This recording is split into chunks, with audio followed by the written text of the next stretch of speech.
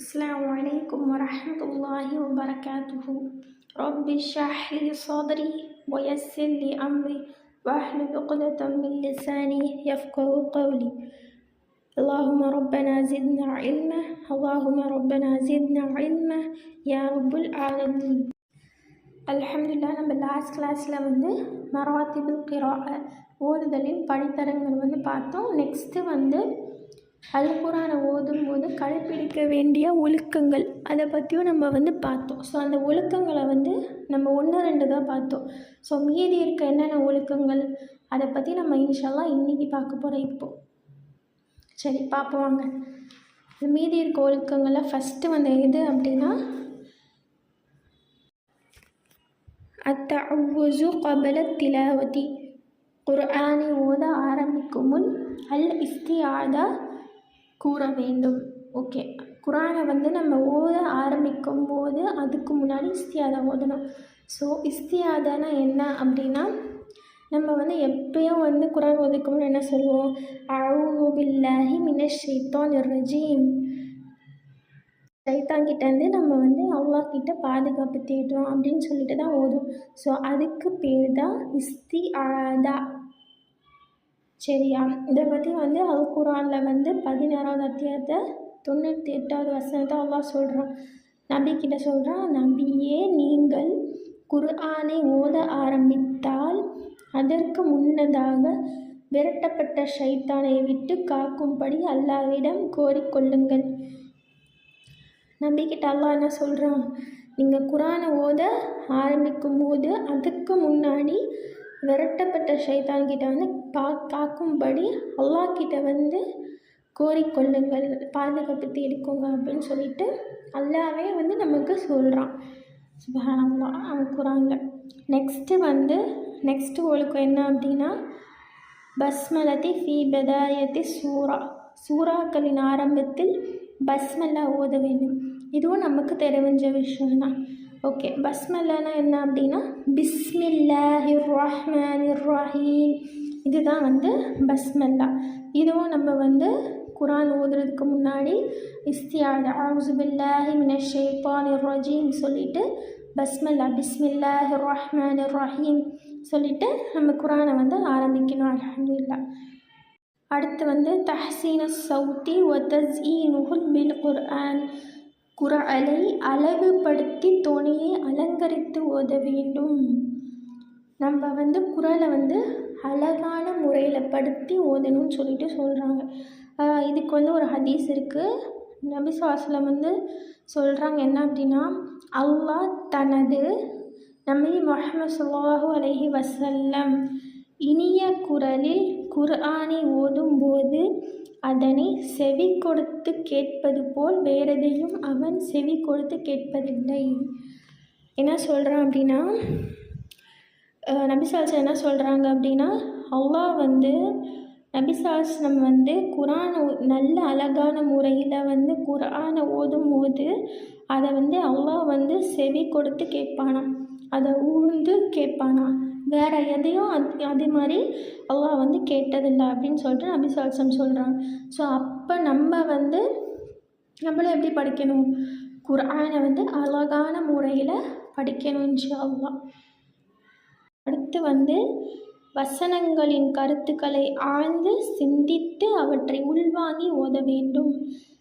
இதில் என்ன சொல்கிறாங்கன்னா, அந்த வசனங்கள்லாம் அல்லாஹ் சொல்லியிருக்க அந்த பேச்சு அல்லாஹோட கலாமில் இருக்க அந்த வசனம் ஆயாசனம் இருக்குல்ல. ஸோ அதை எல்லாமே என்ன செய்யணும் அப்படின்னா ஆழ்ந்து சிந்தித்து அதை நம்ம மனசில் உள்வாங்கி ஓத வேண்டும் அப்படின்னு சொல்லிட்டு சொல்கிறாங்க.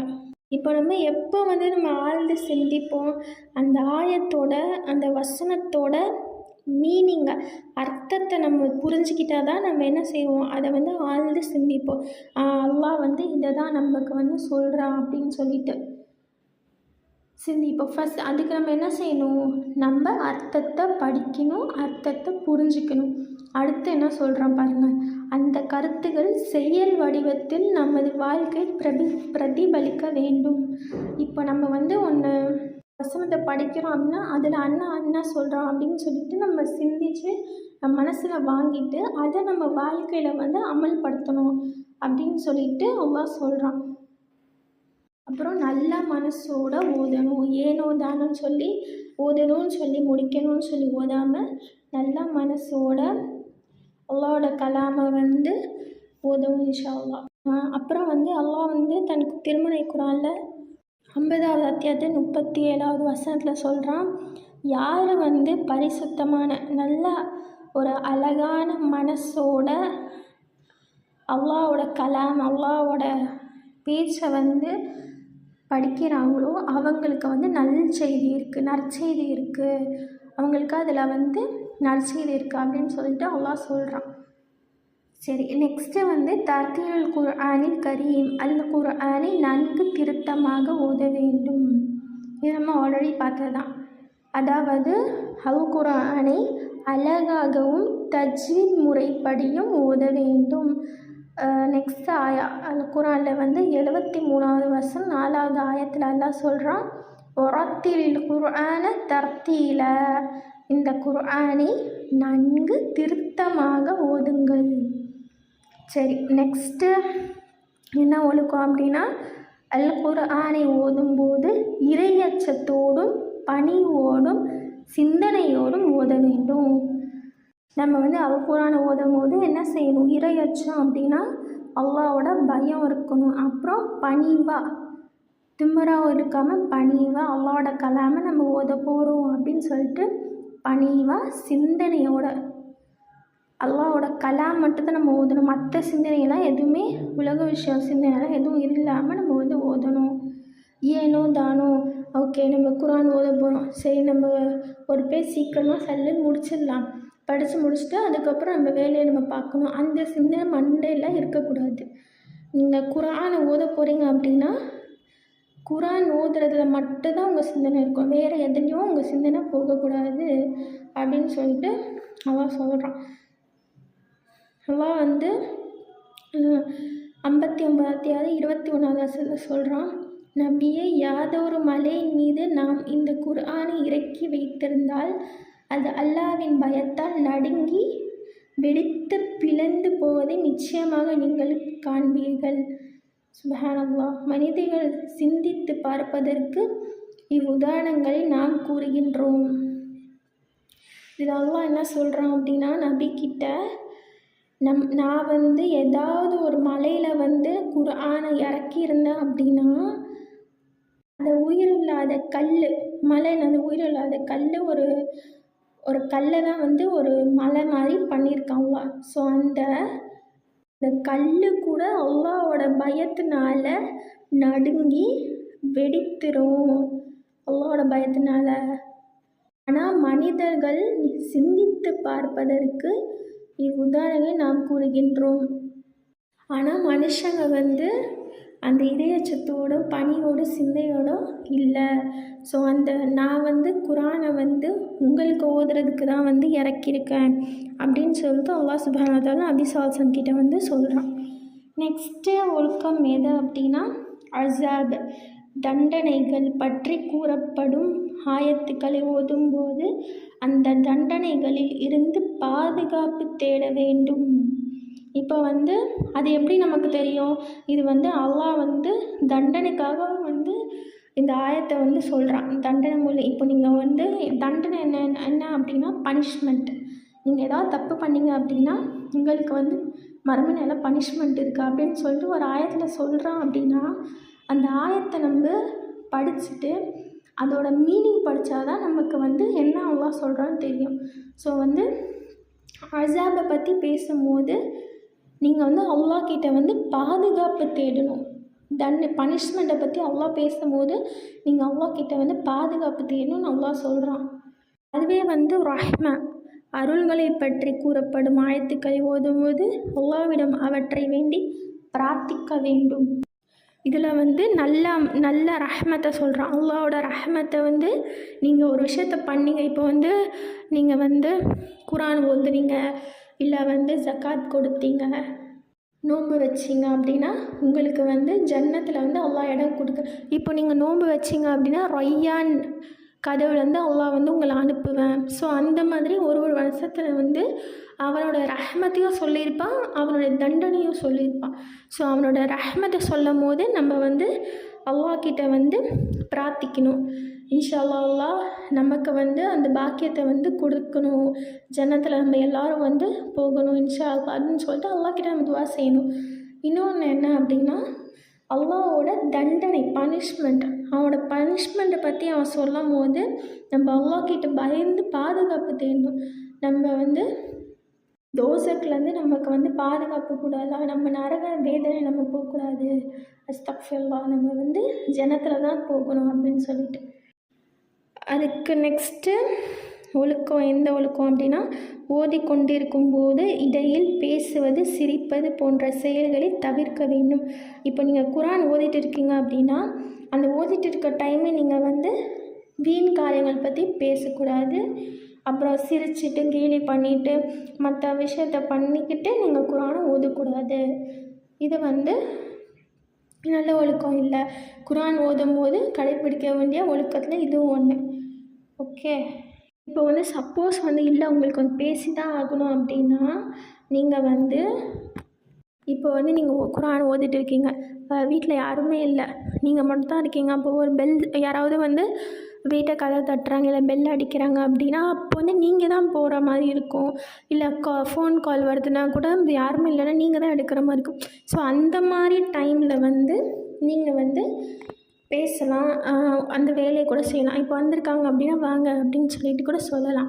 சொல்லிவிட்டு அதுக்கப்புறம் என்ன செய்யணும் அப்படின்னா, அகைன் நீங்கள் படிக்க போகிறீங்க, குரானை வந்து ஓத போகிறீங்க அப்படின்னா இஸ்தியாதா சொல்லி தான் குரானை ஆரம்பிக்கணும். அப்படியே ஸ்ட்ரெயிட்டாக மூடி வச்சுட்டு அப்படியே தொடர்ந்து ஆரம்பிக்கக்கூடாது. இஸ்தியாதா என்ன, அவுஸு பில்லாஹி மினஷ் ஷைத்தானிர் ரஜீம், ஷைத்தான் இருந்தால் அல்லாஹ்கிட்ட பாதுகாப்பு தேடுறான், இது சொல்லிட்டு தான் குரானை நெக்ஸ்ட்டு ஆரம்பிக்கணும். இதுதான் வந்து லாஸ்ட்டு ஒழுக்கம். ஸோ இது என்ன அப்படின்னா, ஓதி கொண்டிருக்கும்போது கொட்டாவி வந்தால் பொருள் மாறாதபடி ஓதுவதை நிறுத்திவிட்டு கொட்டாவியை அடக்க வேண்டும். இப்போ வந்து நீங்கள் ஓதிட்டே இருக்கீங்க அப்படின்னா உங்களுக்கு வந்து கொட்டாவி வந்துச்சு அப்படின்னா ஆட்டோமேட்டிக்காக உங்கள் வாய்ஸ் வந்து மாறும். ஸோ வாய் வந்து மாறும், பொசிஷன் மாறும்ல. ஸோ அந்த மாதிரி பண்ணும்போது குரான் ஆயத்தை நீங்கள் அப்படி பண்ணும்போது மேபி வந்து இப்போ வந்து அந்த ஆயத்தோட லெட்டர் சேஞ்ச் ஆச்சு அப்படின்னா மீனிங் சேஞ்ச் ஆகிடும், அர்த்தம் சேஞ்ச் ஆகிடும். ஸோ பொருள் வந்து மாறாதபடி நீங்கள் என்ன செய்யணும், கொட்டாவி வரும்போது அதை அடக்காமல் கொட்டாவியை ஃபுல்லாக விட்டுட்டு, கொட்டாவியை வந்து அடக்கிட்டு அதுக்கப்புறம் வந்து கொட்டாய் வந்து முழுமையாக நின்றவுடன் ஓதுவதை ஆரம்பிக்க வேண்டும்.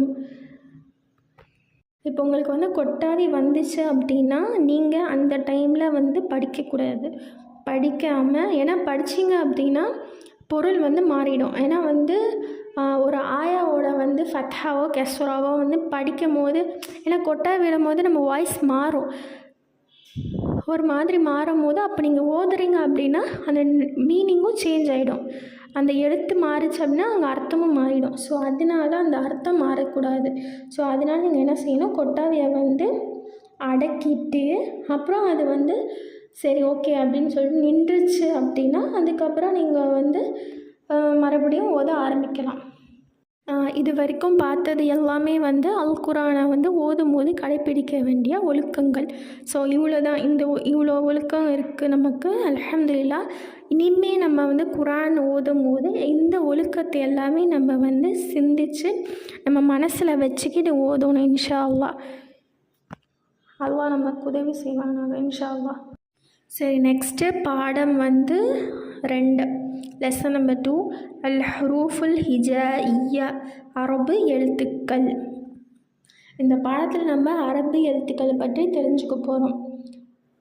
சரி, இதுக்கு முன்னாடி வந்து நம்ம முதல்ல எப்படி அரபு எழுத்துக்களை உச்சரித்திருந்தோம், அலிஃப், பே, தே, ஃபே அந்த மாதிரி தான் உச்சரித்திருந்தோம்.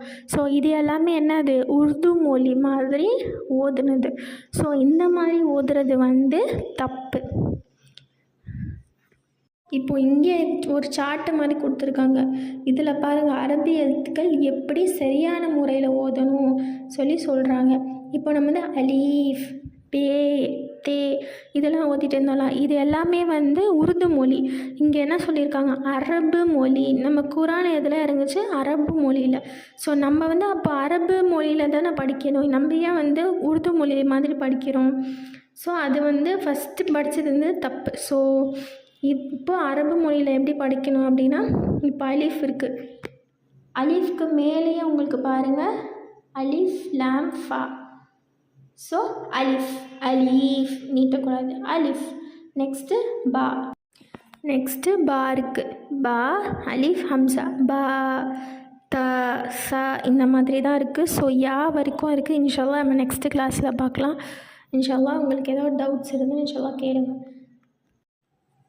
சரி, நான் ஒரு கேள்வி வந்து சொல்கிறேன். என்ன அப்படின்னா, ஒரு கொஸ்டின்னு சொல்கிறேன். இன்ஷால்லா நீங்கள் வந்து அதோடய ஆன்சரை வந்து கமெண்ட் பாக்ஸில் வந்து கமெண்ட் பண்ணுங்கள். இன்ஷால்லா அல் குரானை ஓத ஆரம்பிக்கும் போது நம்ம இஸ்தியாதை சொல்லணுமா சொல்லக்கூடாதா, சரியா தவறா அப்படின்னு சொல்லிட்டு இன்ஷால்லா எனக்கு கமெண்ட் பாக்ஸில் கமெண்ட் பண்ணுங்கள். அஸ்ஸலாமு அலைக்கும் வரஹ்மத்துல்லாஹி வபரகாத்துஹு.